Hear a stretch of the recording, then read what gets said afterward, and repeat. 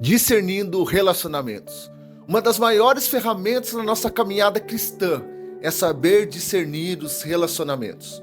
Porque muitas das nossas frustrações não nascem da maldade das pessoas. Elas nascem porque colocamos pessoas no lugar errado.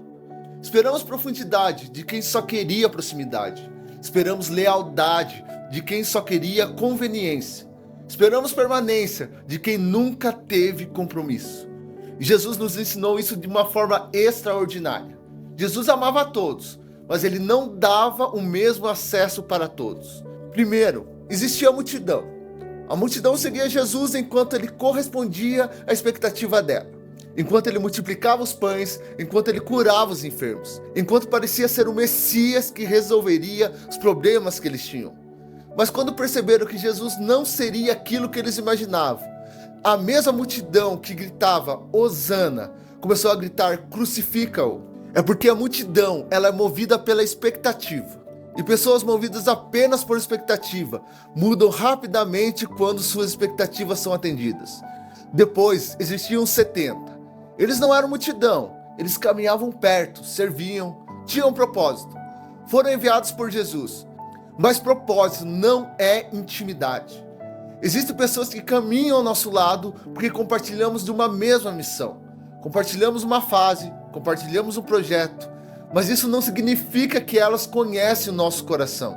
Mas quando a palavra ficou dura, quando seguir Jesus passou a exigir renúncia, muitos foram embora, porque algumas pessoas permanecem enquanto existe propósito, mas não permanecem quando o propósito exige transformação.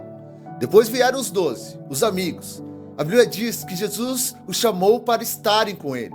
Jesus investiu tempo, porque relacionamento profundo custa tempo. E o tempo é o ativo mais caro que alguém pode entregar. Dinheiro pode ser recuperado, posições podem ser reconstruídas, mas o tempo investido em alguém nunca volta. Por isso, a amizade verdadeira custa tanto. Só que até entre os 12, Pedro negou Jesus. Porque a amizade é fácil quando não existe um custo.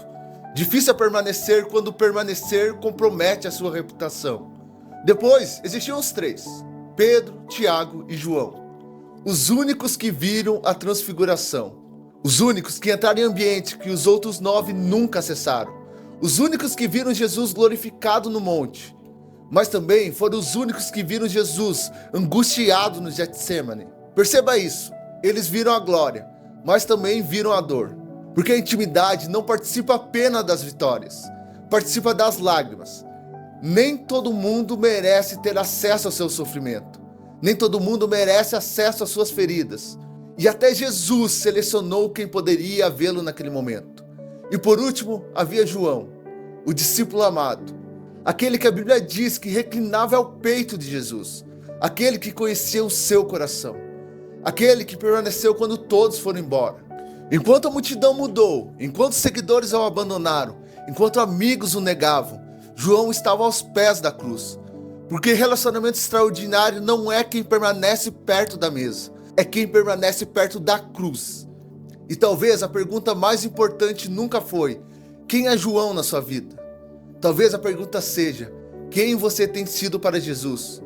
A multidão? Os 70? Talvez os 12? Os 3 mais próximos? Ou alguém que permanece mesmo quando todos os outros foram embora?